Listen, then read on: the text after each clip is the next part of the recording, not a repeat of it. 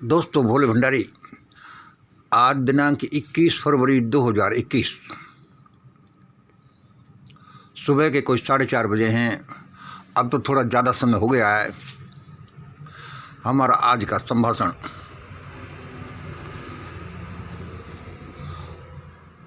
हमारा आज का जो महावाक्य है वो देख लीजिए। अभी बंद आँखों का सपना इज इक्वल टू खुली आँखों की हकीकत। बंद आँखों का सपना इज इक्वल टू खुली आँखों की हकीकत। ये दोनों मतलब एक ही चीज़ है। कहीं सपना हकीकत बनता रहता है, हकीकत सपना बनती रहती है। ये सपना और हकीकत एक ही चीज़ है। बंद आँखें और खुली आँखें भी एक ही चीज़ हैं। चलो, ये तो अलग डिस्कस करने की बात है। आज की देववाणी सुनिए।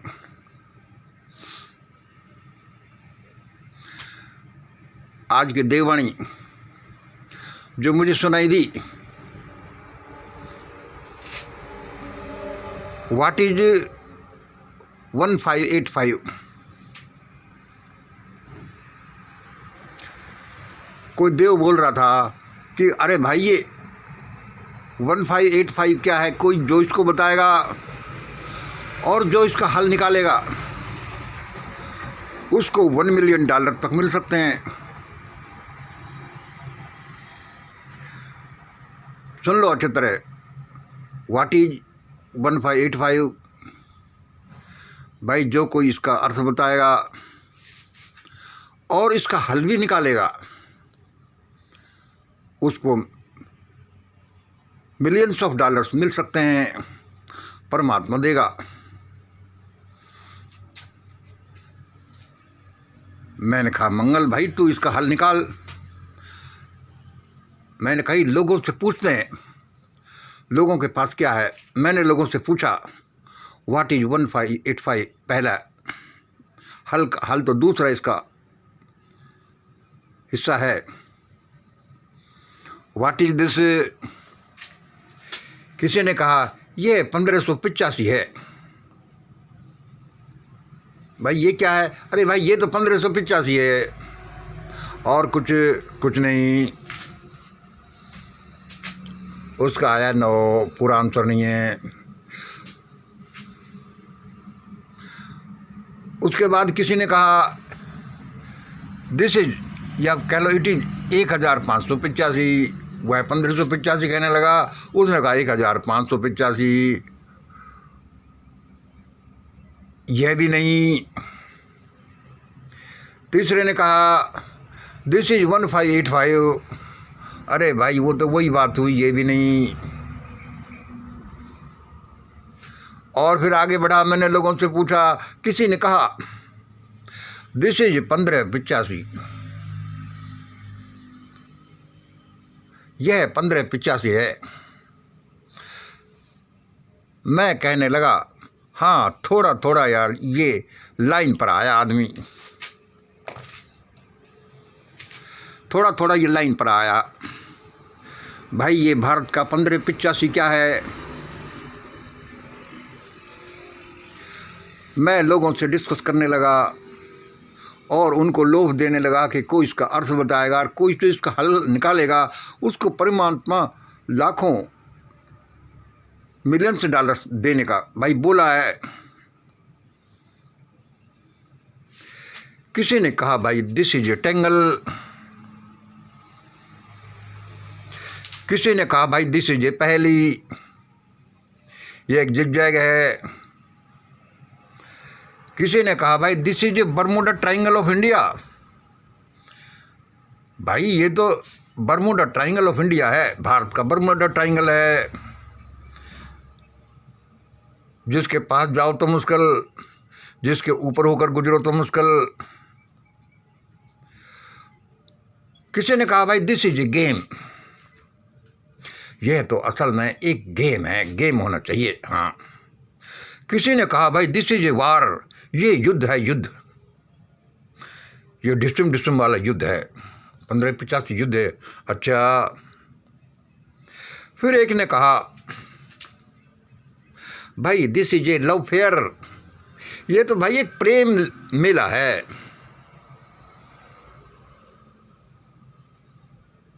मैंने कि भाई वाह, ये आदमी खूब कह रहा।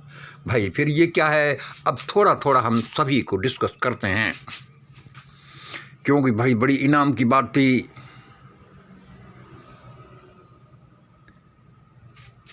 पता नहीं किसको इनाम मिल जाए। दिस इज ए टेंगल मान लिया। एक तो यह बताना कि यह क्या है और फिर इसका हल क्या है, दोनों चीजें बतानी है।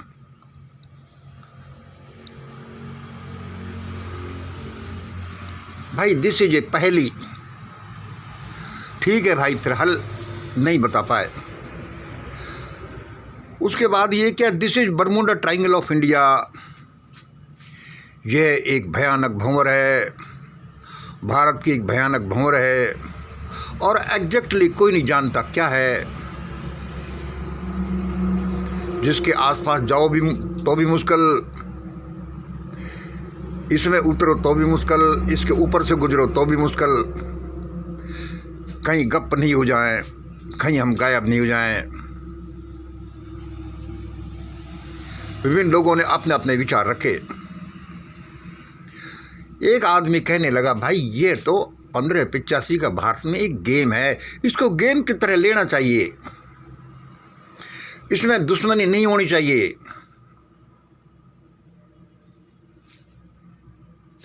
भाई जो जीता, जो हारा, दोनों भाई भाई हैं, बराबर की टीम है। भाई बड़े अच्छे विचार हैं। एक आदमी मिला, वो कह रहा था, भाई साहब this is a war of India.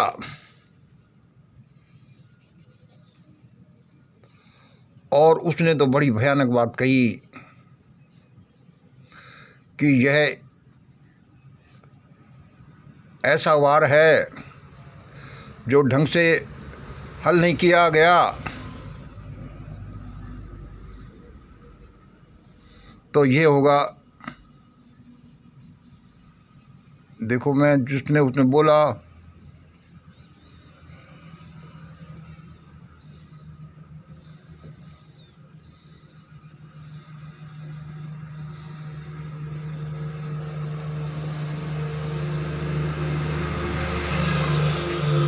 यह वार है जो खून की नदियों में बदल सकता है और मानव अस्थि पंजरों के जिससे पहाड़ लग सकते हैं।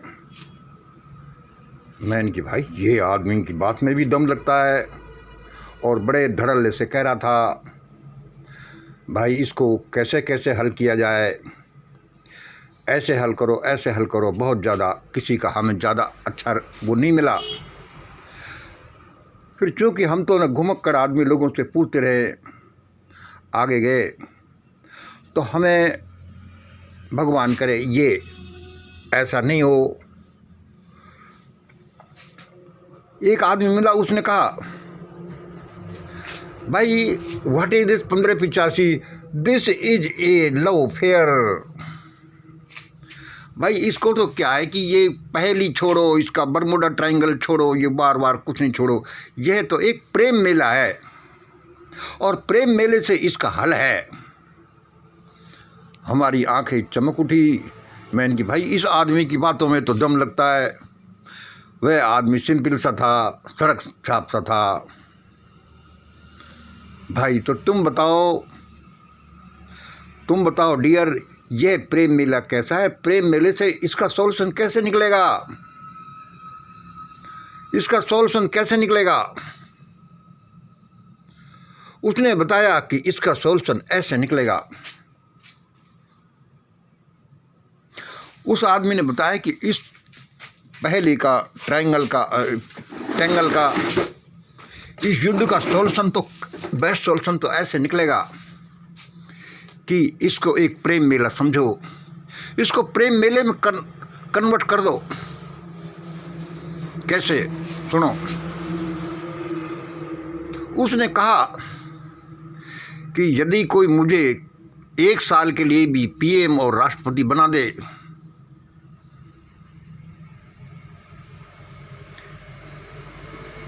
ईश्वर करे मैं बन जाऊं तो मैं भारत को एक वर्ल्ड पावर में तब्दील कर दूंगा। कैसे? इससे इसको 1585 को एक प्रेम मेला बनाकर। अरे मैंने कि भाई पीएम और राष्ट्रपति की बात मत करो, ये तो भारत की एक बेशर्मी भरी पोस्टें बन गई हैं।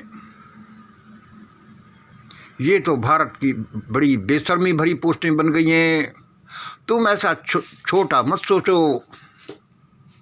यदि तुम इसका हल बता दोगे तो हम तुम्हें ग्रेट सायरन भी मान लेंगे, क्योंकि भारत की सबसे बड़ी समस्या ये है। उसने कहा तो सुनो, इसको मैं ऐसे ही हल करूंगा, इसको मैं ऐसे ही हल करूंगा, क्योंकि भारत की समस्याओं की जड़ है मनुवाद।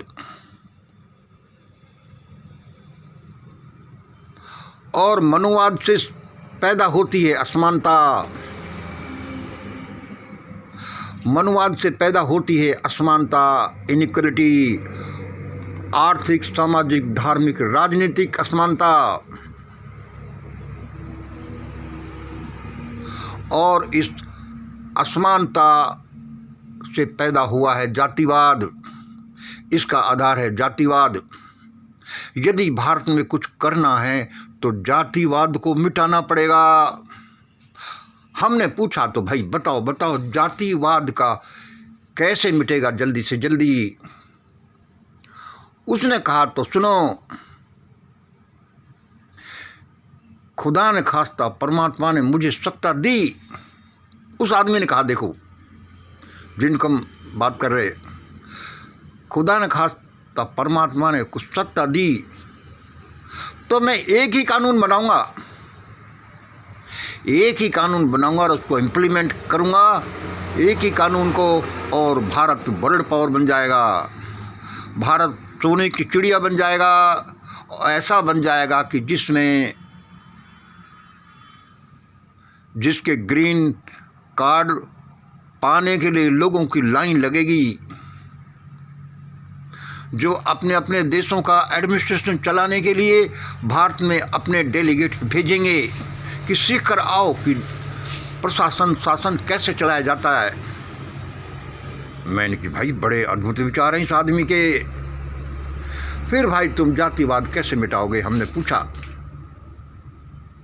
उसने कहा कि मैं love affairs, marriage love affairs को असेंशियल कर दूंगा। प्रेम विवाह मेले मैं लगाऊंगा और उसको असेंशियल कर दूंगा, और अंतरजातीय विवाहों को ही अलाउ करूंगा। With in the caste marriage को मैं बैन कर दूंगा। मैं एक ही कानून बनाऊंगा, उसी को दृढ़ता के साथ इम्प्लीमेंट करूंगा।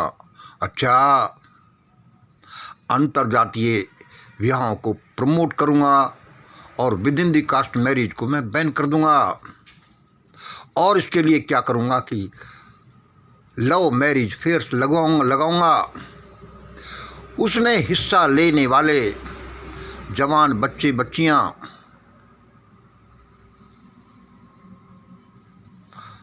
हर 3 महीने में या हर महीने में इकट्ठे होंगे। उनका आयोजन गवर्नमेंट करेगी। शामिल होने के लिए उनको अच्छा स्टाइफंड दिया जाएगा और उनका रजिस्ट्रेशन होगा एंट्रेंस के लिए फ्री, और उसमें वे अपने जोड़े चुनेंगे। उनमें जोड़े चुनेंगे वे सब चीज़ देखें, एक दूसरे की बोली, भाषा, बॉडी, व्यवहार, चरित्र, काम जो भी है, लेकिन वे एक दूसरे की जाति नहीं पूछेंगे। जोड़ा चुनते समय जाति पूछना एक अपराध होगा। मैंने कि भाई अच्छा,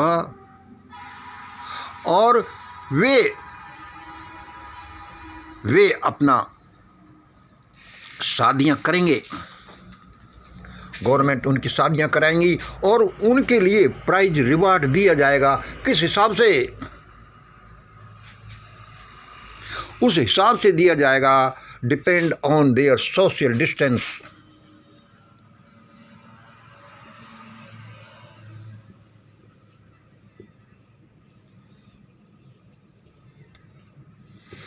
depending on their social distance. ये कैसे कि ये मान लो भारत का सामाजिक, आर्थिक, राजनीतिक, धार्मिक स्तर ऐसा है, यहाँ पर लोअर ग्रुप के हैं या लोअर ओबीसी या अपर ओबीसी, यहाँ पर हायर ग्रुप के समझ लो, अपर ग्रुप के समझ लो। इनका डिफरेंस देखा जाएगा कि किसका डिफरेंस क्या है। मान लो यहाँ पर बढ़िया ब्राह्मण हैं ये,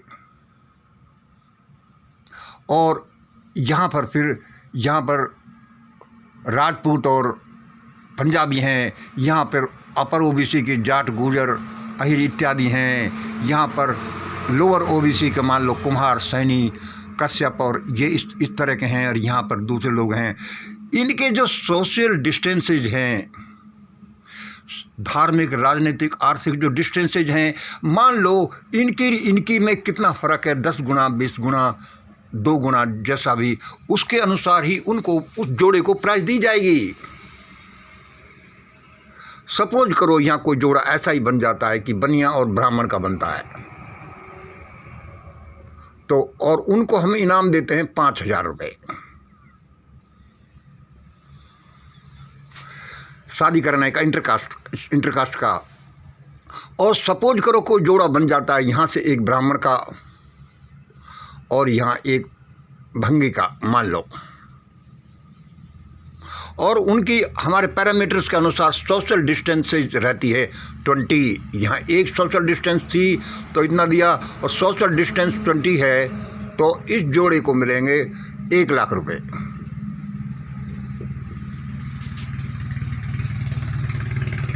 भाई मैं ऐसा करूँगा, वो आदमी कह रहा था कानून में ऐसा प्रावधान रखा जाएगा कि उनका ऐसा करूँगा, और within caste marriage allow ही नहीं होंगी, और देखना कुछ सालों में देश एक पैराडाइज बन जाएगा।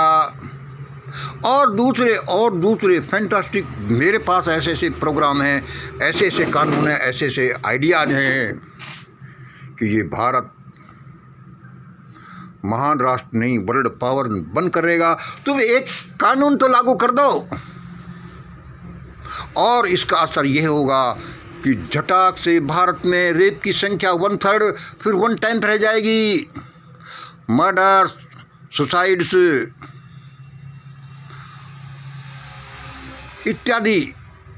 इत्यादि क्राइम्स की संख्या पहले 1/3 और फिर 1/10 रह जाएगी। ये मेरी गारंटी है। उस आदमी ने कहा, जिसका मैं पूछ रहा था, जिससे पूछ रहा था कि ऐसा करो, और उस आदमी की बात सुनकर मेरी आंखें फटी की फटी रह गई। मैंने कि भाई साहब, आप, मुझे ऐसा लगता है कि आपको पीएम राष्ट्रपति, क्या मुझे तो ऐसा लगता है जैसे आप ही ग्रेट सायरन हो जिसको दुनिया ढूंढ रही है। मैं उसको खींचने लगा कि चलो चलो चलो, तुम ही ग्रेट सायरन हो। उसने कहा नहीं मंगल, नहीं, मैं नहीं हूं भाई, और यदि मैं हूं भी तो मैं अभी इन अधपगले लोगों के बीच में नहीं जाऊंगा, और हूं भी तो मैं अभी इन अधपगले लोगों के बीच में नहीं जाऊंगा। भाई मुझे बहुत डर लगता है। भाई तुम्हें सबसे ज़्यादा किससे डर लगता है? अरे भाई उस रौबदार मूछे वालों से, अरे भाई उस मोटे पेट वाले से, अरे भाई वो सूटेड बूटेड वाले से, फर्जी आदमी से, इनसे मुझे बहुत डर लगता है। अरे भाई तुझे डर लगता है, फिर तेरे इन आइडियाज की कीमत ही क्या है? तू आजा मैदान में। मुझे ऐसा लगता है, मंगल ने कहा कि तू ही ग्रेट सायरन है, आजा आजा। मैं उसको खींचने लगा। उसने कहा नहीं आता नहीं आता नहीं आता, अभी मेरा समय नहीं है, नहीं आता। तो मैंने कि भाई तू कैसे नहीं आएगा, मैं लोगों का झुंड बुला बुला कर लाऊंगा और तुझे पकड़ कर ले जाऊंगा कि तू ही ग्रेट सायरन है। उसने कहा मंगल अभी ऐसा मत करना, समय आ रहा है और ऐसा ही ऐसा होगा, मैं नहीं तो कोई दूसरा होगा। वह समय क्या आ रहा है, अभी भारतीय समाज के होश ठिकाने लगने दो, अभी तो गेम शुरू हुआ है। और यहाँ जो अभी ढुसम होने लगी है किसानों में और हुक्मरानों में, जो पहले एक ही थैली के चट्टे बट्टे थे, इसको बढ़ने दो।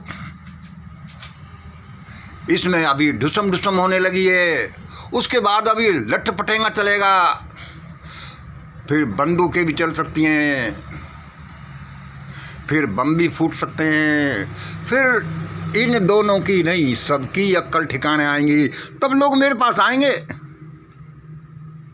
मंगल अभी जल्दी मत करे, तब लोग मेरे पास आएंगे। मैंने कहा भाई बात तो सही है। और भाई देख मंगल, मुझे इनसे बहुत डर लगता है, इन फर्जी लोगों से, इन फर्जी डिग्री वालों से, और मेरा समय आ रहा है, मैं आऊँगा। और सुनो, किसी को हम क्या मानते हैं और उसका सॉल्यूशन क्या लेते हैं, क्या ढूंढते हैं, क्योंकि हम जो मानेंगे उसका सॉल्यूशन वही ढूंढेंगे। मान लो हम इसको वार मानते हैं तो उसका सॉल्यूशन वार से ही निकालेंगे, वार की तैयारी करें, युद्ध की तैयारी करेंगे, फिर वही काम होगा जिसका अर्थ है खून की नदियां बहना और मानव अस्थि पिंजरों के पहाड़ बन जाना। और यदि हम उसको लव फेयर समझ लेंगे, लव फेयर समझेंगे, उसको गेम समझेंगे, पहली समझेंगे, तो उसी तरह से उसका रिजल्ट निकलेगा। मैंने कहा भाई आदमी यू आर ग्रेट। और उस आदमी ने हमें बताया कि भाई कभी मैं आऊँ ना तो कुछ मेरे पसंद के लोगों को सबसे पहले मेरे आसपास रखना। भाई वही पसंद के लोग कौन है, चलो ऐसा भी कर देंगे। भाई वो हैं जैसे लोग, बेधड़क लोग, निडर लोग, फरिश्ते जैसे लोग, किसी से नहीं डरने वाले लोग, सत्य बात को बोलने वाले लोग। कौन? जैसे वो निशांत वर्मा, जैसे वो मनमोहन मिश्रा स्वामी जी, जैसे नेशनल दस्तक के शंभू कुमार जी, NDTV के ये क्या नाम है इनका, महान ग्रेट हस्ती, जो डरते ही नहीं, इतने भी नहीं डरते कि भाई मेरी कोई चटनी बना देगा। अरे भाई वो भूपेंद्र रावत और भी बहुत से हजारों लोग जिनको मैं चाव से सुनता रहता हूँ। भाई सबसे पहले तुम मुझे उनसे मिलाना, मेरी व्यक्तिगत जानकारी उनसे नहीं है, मैं और भी बहुत बड़े आइडिया दूंगा जिनसे देश में खून की नदियां बहते बहते मानो अस्थि पंजरों के पहाड़ बनने की जगह भारत एक महान राष्ट्र बन जाएगा। सब जगह आनंद होगा और इन मानव विरोधी फर्जी लोगों के पिछवाड़े ऐसे डंडे पड़ेंगे, ये पीछे मुड़कर भी नहीं देखने वाले। और ऐसा समय आ ही रहा है। आज इतना ही। जय हिंद, जय भारत।